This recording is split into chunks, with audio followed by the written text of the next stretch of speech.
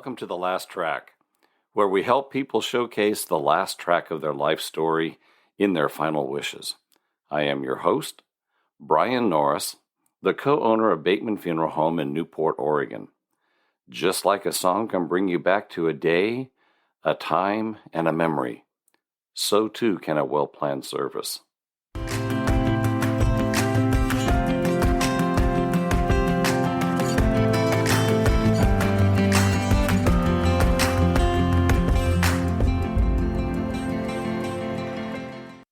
Today, we're going to talk a little bit about, just briefly about Memorial Day and talk about military honors. And to start it out, there is a quote that was given by Ronald Reagan. And he said, "We remember those who were called upon to give all a person can give. And remember those who were prepared to make that sacrifice if it were demanded of them in the line of duty, and it never was. Most of all, we remember the devotion and gallantry of which all of them ennobled their nation as they became champions of a noble cause." That's by Ronald Reagan. If you've served in the military, a lot of times people get some things confused. Sometimes people think that everything is covered, and it's really not, and you need to know what is covered and what is not. What we're going to talk about right now is just some of the basics that a person has earned by their service in the military. If you have served in the military, make sure you put in a safe place your honorable discharge. It can be a general discharge as well. It just cannot be less than honorable. But make sure that somebody has this. If you don't have this, you can also have a copy of what's called a DD 214 or your discharge paperwork. Make sure it's in a safe place. And then make sure that you know where it's at, and make sure, more importantly, that the person that's going to be doing your arrangements knows where that's at. You are entitled to this is the minimum.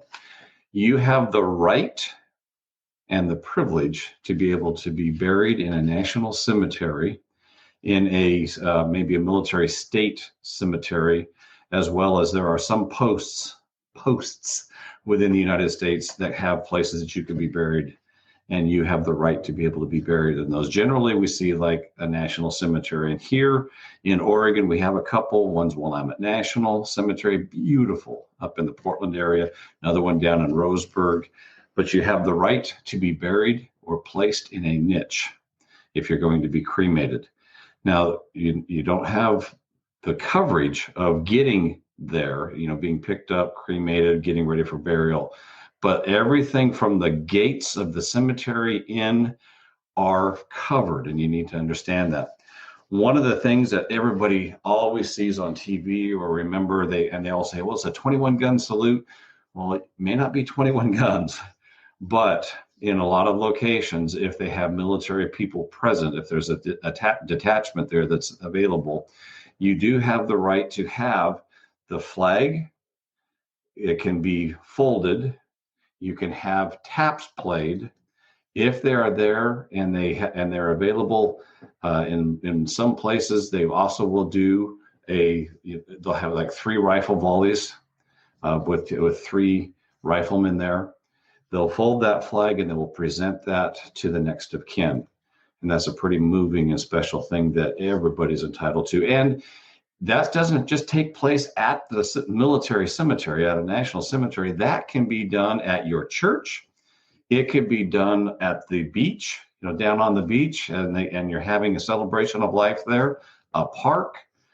Now, again, if you're going to have a rifle volley, we need to make sure that the local police know that there's going to be rifles fired somewhere. It can be at a local cemetery, but it can be done anywhere, and your funeral director can arrange that for you. Make sure that when you bring in your military documentation, the funeral director can call national scheduling and get you scheduled to go to a national cemetery or to do all of those honors.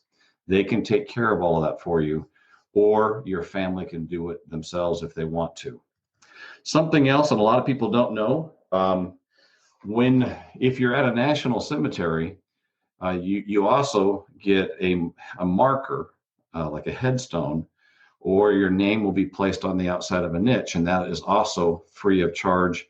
And your spouse, and as long as you show that you've been legally married, your spouse can be placed there with you and can go on that marker as well as on the niche.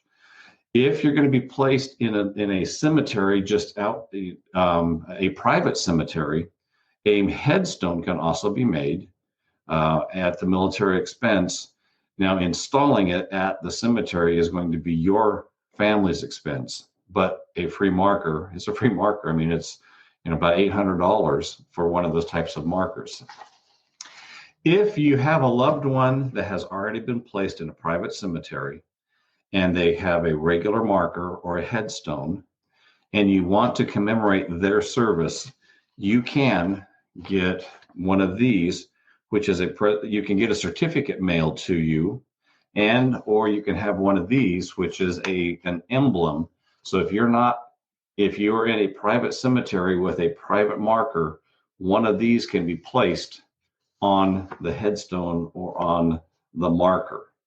And that can be done as well. The family can order these.